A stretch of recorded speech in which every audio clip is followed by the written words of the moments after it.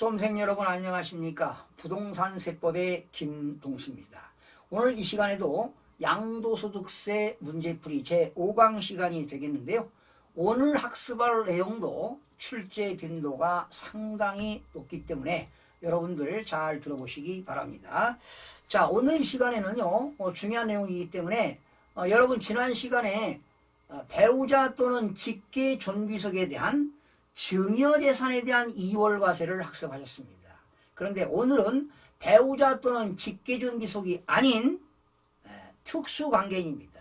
그러니까 배우자와 직계존비속이 아닌 특수관계인, 형제자매가 되겠든 하여튼 배우자와 직계존비속이 아닌 특수관계인의 증여재산에 대한 부당행위 계산에 대한 부인 규정이 되겠습니다. 말도 어렵죠?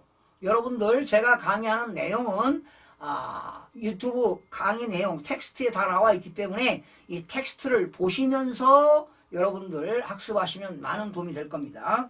자, 그러면 이 문제는 이건 중요하기 때문에 문제를 풀기 전에 간략하게 요약 정리를 하고 문제를 풀겠습니다. 자, 이때 특수관계인에 대한 증여재산에 대한 부당행위 계산을 부인 규정입니다. 부인한다 이런 얘기죠. 인정하지 않는다는 건데 이때 증여자와 수중자의 관계입니다. 재산을 준 증여자와 수중자의 관계는 어떻게 되느냐. 배우자와 직계존비속이 아닌 다른 사람입니다. 특수관계인입니다. 특수관계인. 배우자와 직계존비속이 아닌 사람을 이야기하는 겁니다. 두 번째, 적용 대상 자산입니다. 적용 대상 자산은 양도소득세 과세 대상이 되겠습니다. 양도소득세 과세 대상 모든 자산이 되겠습니다. 그리고 세 번째는 여러분 그 유인물 텍스트를 보시기 바랍니다. 세 번째는 수중일로부터, 그러니까 수중자가 증여를 받고 수중일로부터 양도일까지 기간입니다. 수중일로부터 양도일까지의 기간인데요. 이거는 5년 지나고 팔아야 됩니다. 그러니까 수중자가 증여받고 5년이 지나서 팔게 되면 본인이 양도하는 것으로 보는데, 만약에 증여받고 5년 이내 양도하면 증여자가 양도하는 것으로 봅니다. 이때 증여 후 5년 이내라는 것은 등기부상의 소유기간을 말합니다. 네 번째, 납세 의무자는 누구냐? 납세 의무자는 최초에 증여한 사람입니다. 그러니까 수중자가 증여받고 5년 이내 양도했을 때 양도소득세 납세 의무자는 최초의 증여자가 된다는 것입니다. 최초의 증여자입니다. 최초의 증여자가 되고요. 다섯 번째, 그러면 수중자가 증여받고 만약에 증여세를 납부했다면 어떻게 되느냐? 그 증여세는 환급을 해줍니다. 그런데 지난 시간에 배우자 또는 직계존비속 간에 증여한 것은 그 증여세는 필요경비로 인정해줬죠.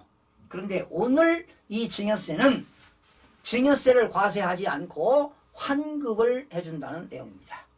여섯 번째, 연대납세 의무 규정은 증여자가 양도소득세를 내야 되는데 못 내게 되면 증여자와 수중자가 연대하여 연대납세 의무를 진다는 내용이 되겠습니다.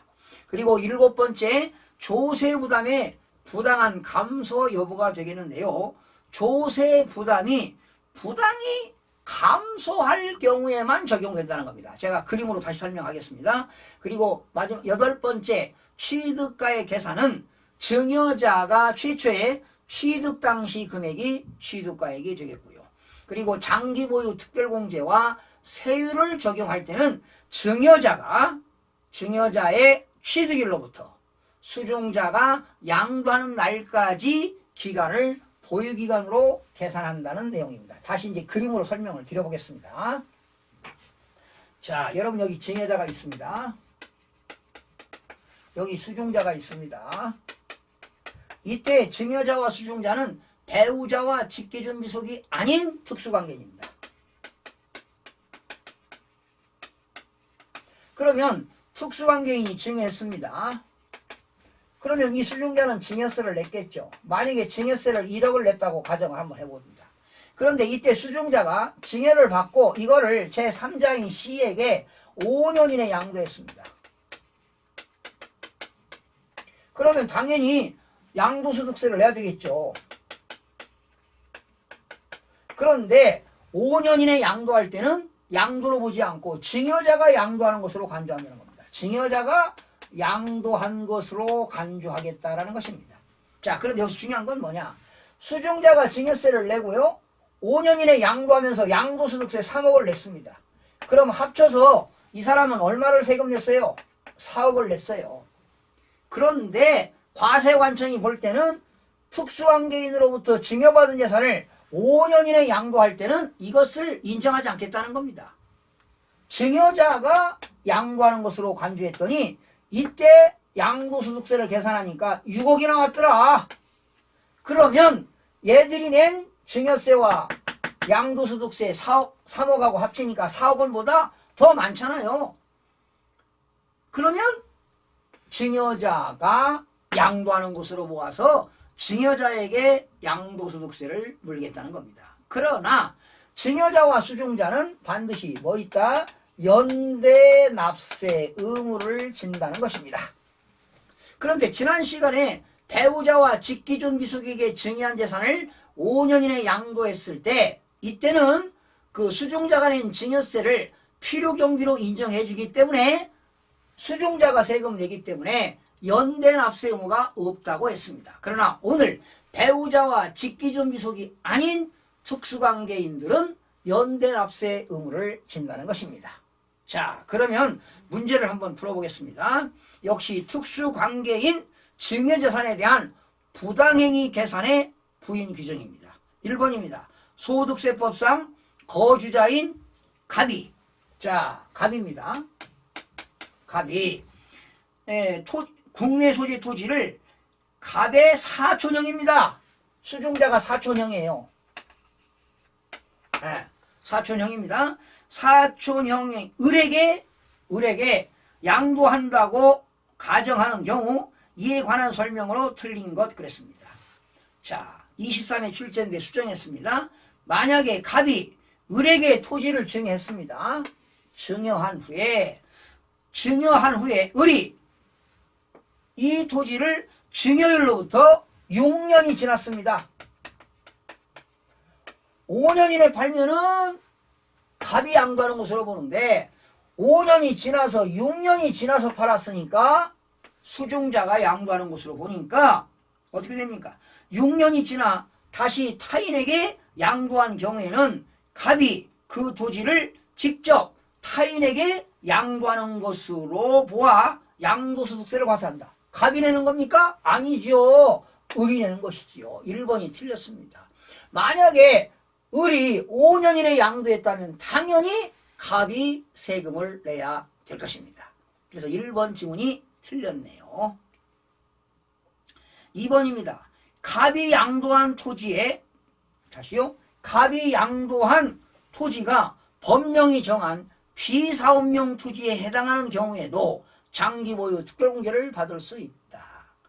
비사업용 토지도 장기보유 특별공제를 받을 수가 있습니다. 3번 갑과 을은 소득세법상 특수관계인이어야 한다는 것입니다. 4번입니다.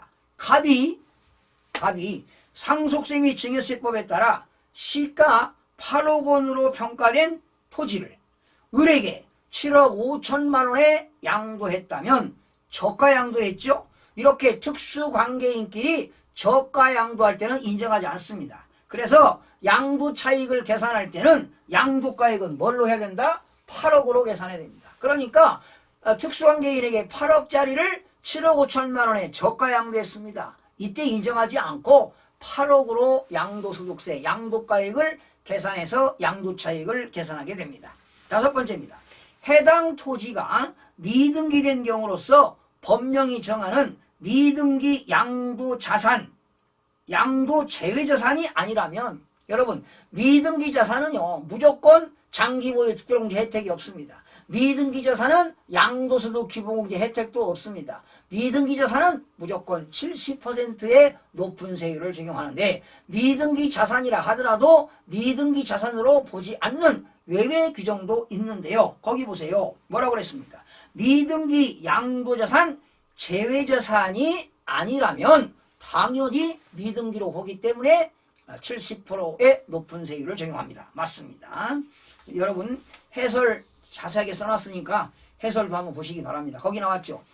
특수관계인입니다. 배우자 또는 직계존비속의 경우는 제외한다. 특수관계인에게 자산을 증여한 후 그 자산을 증여받은 자가 증여일로부터 5년 이내 타인에게 양도하는 경우로서 증여자가 그 자산을 직접 양도하는 것으로 본다. 만약에 5년이 지나서 팔면 당연히 수중자가 양도하는 것으로 보게 되는 것입니다. 자, 다음은 양도소득세의 세율 문제인데요. 역시 중요하기 때문에 양도소득세의 세율 문제를 풀기 전에 간략하게 여러분들에게 요약을 한번 해드리고 하겠습니다. 여러분, 주택이라든가 주택 및 조합원 입주권 같은 거 있잖아요. 예. 지금 이 주택이 양도소득세가 작년부터 상당히 강화가 됐습니다. 작년 2021년 6월 1일부터요 강화가 됐는데 지금 여러분들 주택이나 조합원 입주권을 1년 이내 양도하게 되면 세율이 70%입니다. 무지하게 높죠. 그리고 1년 이상 2년 이내 양도하게 되면 60%입니다. 그런데 이 주택이나 조합원 입주권을 2년 이상 보유하고 양도하게 되면요 6%에서 최고 45% 8단계 초과 누진세율을 적용합니다. 8단계 초과 누진세율을 적용합니다. 자, 이건 주택이고요. 만약에 주택과 조합원 입주권이 아니라든가 일반 토지라든가 건물 이런 상가 같은 거 있잖아요. 이런 것들을 1년 이내에 팔게 되면 50%입니다. 그리고 이런 주택이 아닌 토지라든가 건물을 1년 이상 2년 이내에 보유하고 팔면 40%가 되겠고요. 역시 토지라든가 상가 건물을 2년 이상 보유하고 양도하면 역시 6%에서 45%까지 8단계 초과 누진세율을 적용합니다. 여러분 이 내용을 반드시 기억하셔야 문제가 풀립니다. 1번입니다. 소득세법상 등기된 국내 부동산에 대한 양도소득 과세 표준의 세율에 대한 내용으로 옳은 것 27의 출제 내용을 수정했는데요. 1년 6개월 보유한 주택입니다. 1년 6개월이니까 1년 이상 2년이죠? 몇 프로입니까? 60%. 틀렸죠? 40%가 아니라 60%입니다. 2번 2년 1개월 보유한 상가 건물. 상가 건물을 2년 이상 보유했으니까 상가 건물을 2년 이상 보유했으니까 6%에서 45% 8단계 초과 누진세율이니까 2번도 틀렸죠. 3번 10개월 보유한 상가 건물. 여러분 상가 건물을 10개월이니까 1년 미만 보유했으니까 몇 프로입니까? 50%. 정답은 3번이 되겠습니다. 4번 6개월 보유한 주택입니다. 1년 미만 보유했잖아요. 그럼 몇 프로입니까? 70%가 되겠습니다.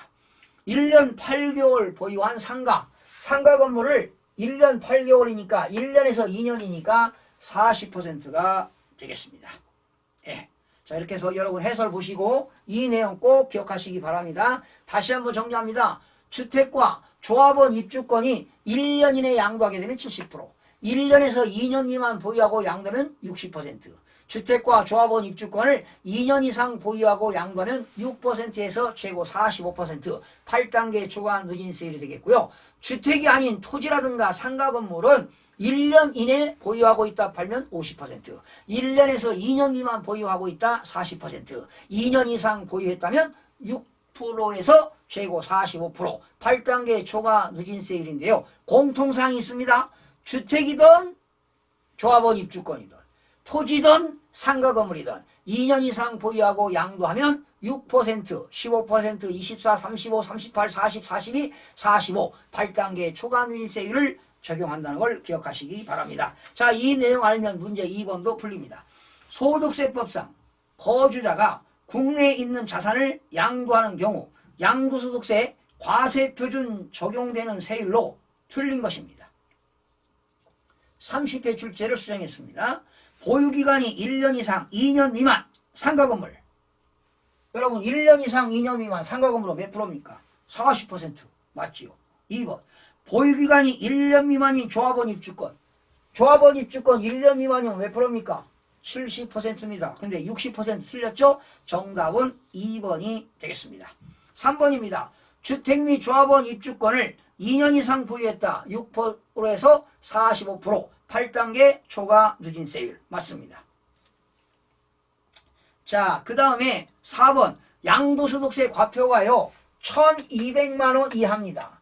1200만원 이하 시에는 6%를 적용하는데 비사업용 토지는요 10%를 더 중과하니까 1200만원 이하인데 등기된 비사업용 토지는 16%가 되겠습니다. 양도소득세 과표가 1200만원 이하일 때는 6%를 적용하는데 비사업용 토지는 10%를 더 과세하기 때문에 16%가 되겠습니다. 5번 미등기 건물입니다. 미등기 양도 자산이 아니고요. 즉 미등기 건물을 양도했습니다. 70%가 되겠죠. 참고로 여러분 2021년 6월 1일부터 이후 양도분부터 조합원 입주권이든 주택이든 1년 미만 보유하고 양도하면 70%를 적용한다는 걸 기억하시기 바랍니다. 자, 마지막으로 이제 양도소득세 신고납부 문제 3문제 풀어드리겠습니다. 1번입니다. 여러분 양도소득세는요 예정신고와 확정신고가 있는데 개정이 돼가지고 무조건 예정신고해야 됩니다. 예정신고는 양도일이 속하는 달의 말일부터 2개월 이내 하도록 되어 있죠. 그러나 예정신고를 안 하면 신고 불성실 가산세가 있습니다. 1번입니다. 소득세법상 거주자의 양도소득세 과세표준의 신고 및 납부에 관한 설명이다. 옳은 것 27회 출제 문제입니다. 옳은 겁니다. 2016년 3월 21일 날 주택을 양도했네요. 그리고 잔금을 청산했습니다. 그러면 3월 21일 날 잔금을 청산했으니까 이게 바로 대금 청산일이 양도식입니다. 그러면 3월 21일이니까 양도일이 속하는 달의 말일은 3월 말일부터 2개월일이니까 언제입니까? 5월 31일까지 예정신고를 해야 되는데 6월 30일에 예정신고할 수 있다. 틀렸죠? 5월 31일까지 해야 됩니다. 1번 틀렸고요. 2번 확정신고 납부할 때 납부할 세금이 1,600만 원인 경우는 600만 원을 분납할 수 있다. 여러분 양도소득세는요 1,000만 원을 초과할 때는 초과 금액에 대해서 분납이 가능하고요. 2,000만 원을 초과하는 경우에는 100분의 50 이하를 분납이 가능합니다. 그러니까 1,600만 원이니까 1,000만 원은 납부기한내 내고 1,000만 원 초과분 600만 원은 분납을 할 수가 있습니다. 네, 분납은요 납부기간 경과일로부터 2개월 이내에 분납이 가능합니다. 정답은 2번이 되겠고요. 예정신고 납부 시 납부할 2,000만 원을 2,000만 원인 경우는 분납할 수 없다. 틀렸죠? 2,000만 원일 때 당연히 분납이 가능합니다.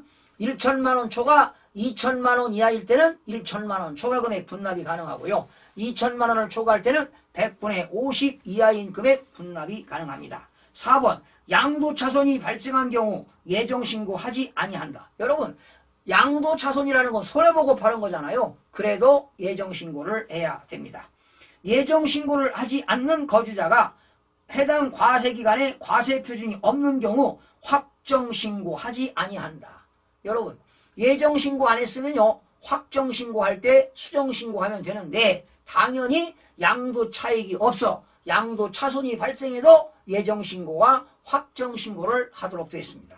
과거에는 예정신고 안 하면 확정신고할 수 있는데요. 이제는 예정신고가 필수사항이 됐습니다. 그래서 예정신고하지 않으면 가산세가 있다는 거 기억하시기 바랍니다.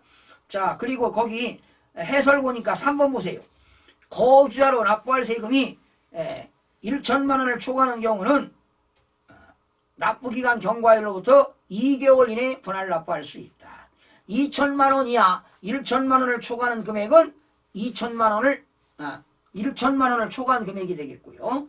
그러니까 1천만 원 초과 2천만 원 이하일 때는 1천만 원 초과 금액이 분납이 가능하고요. 2천만 원을 초과할 때는 100분의 50 이하인 금액이 분납이 가능합니다. 자, 2번으로 넘어갑니다. 소득세법상 사업자가 아닌 거주자 갑이 2015년 5월 15일에 토지를 양도했습니다. 토지거래 계약에 관한 허가구역 외 존재입니다. 자, 토지거래 허가구역이 아니죠. 만약에 토지거래 허가구역이라면 시장군수구청장한테 허가를 받아야만이 토지거래를 할 수가 있습니다. 납부할 양도소득세 금액은 1,500만 원이다. 토지의 양도소득세 신고납부에 관한 설명으로 틀린 것 그랬습니다. 자, 여러분 2015년 5월 15일 날 양도했어요. 그러면 양도일이 속하는 달후 말일부터 2개월 이내니까 7월 30일까지 예정신고하면 되겠네요. 자, 1번 7월 30일까지 과세표준을 납세지 관할세무서장에게 신고하여야 한다. 맞죠? 2번입니다. 양도소득세 납세의무자가 예정신고를 하지 않을 경우 확정신고를 하면 예정신고에 대한 가산세는 부과되지 아니한다. 여러분 지금은 개정됐어요. 예정신고 안 하면 무조건 가산세가 부과가 됩니다. 예. 자, 2번이 틀렸고요. 3번 예정신고하는 경우 양도소득세 분할납부가 가능하다. 당연하죠. 뭐 예정신고가 되었던 확정신고할 때 당연히 1천만 원 초과할 때 분할납부가 2개월 이내에 분할납부가 가능합니다. 4번 예정신고를 한 경우에는 확정신고를 하지 아니할 수 있습니다. 그렇죠? 예정신고하고 세금 냈으면 확정신고하지 아니할 수 있습니다. 그러나 예정신고에서 뭐 과소신고, 과대 신고했다면 확정신고하면서 수정신고는 할 수가 있습니다. 그 다음에 양도소득세 물납은 허용되지 않습니다. 과거에 양도소득세 물납이 가능했는데요. 지금은 폐지돼가지고 양도소득세는 물납이 허용되지 않습니다. 틀린 것은 2번이 되겠습니다. 자, 마지막 3번 문제입니다. 거주자가 양도소득세 과세표준 신고 및 납부에 관한 설명이다. 틀린 것 25의 출제 문제를 수정했습니다. 양도차손이 발생한 경우에도 당연히 예정신고를 하여야 한다. 맞습니다. 예정신고를 하지 않은 거주자가 과세기간 과세표준이 없는 경우에도 확정신고를 해야 된다. 그렇죠? 뭐 예정신고 안 했다면 또 가산세 물고 확정신고해야 됩니다. 손해를 보고 팔아도 확정신고해야 됩니다. 3번입니다. 2014년 3월 24일에 주택을 양도하고 잔금을 청산했습니다. 3월 24일 날 대금 청산했으니까 양도 시기가 되겠죠? 양도일이 속하는 달후 말일이니까 3월 말로부터 2개월 이내니까 5월 말까지 신고해야 되는데 6월 30일에 예정신고할 수 있다. 틀렸죠? 5월 말까지 해야 됩니다. 2개월 이내 해야 되니까 3번이 틀렸습니다. 거주자로 납부할 세액이 1천만 원을 초과하는 경우에는 대통령령으로 정하는 바에 따라 납부할 세금의 일부를 납부기간이 지난 후에 2개월 이내 분할납부할 수 있다. 맞습니다. 5번 거주자가 양도소득세 확정신고에 따라 납부할 세금이 3,600만 원인 경우는 최대 1,800만 원까지 분할납부할 수 있다. 여러분 2천만 원을 초과했으니까 3,600만 원이니까 100분의 50이니까 1,800만 원은 납부기한에 내고 1,800만 원은 2개월 이내에 분할납부가 가능합니다. 자, 여러분 해설 나와 있죠? 양도 시기가 3월 24일이니까 양도일이 속하는 달후 말일부터 2개월 이내니까 5월 말까지 예정신고하면 되겠고요. 나머지 4번 설명 나와 있죠. 여러분 해설도 한 번씩 읽어보시기 바랍니다. 자, 오늘은 특수관계인에게 증여자산에 대한 부당행위계산 부인 규정과 그리고 양도소득세의 세율과 그리고 양도소득세 신고 납부에 관련된 문제를 풀어봤습니다. 여러분 다음 6강 시간에 여러분 찾아뵙겠습니다. 대단히 고맙습니다.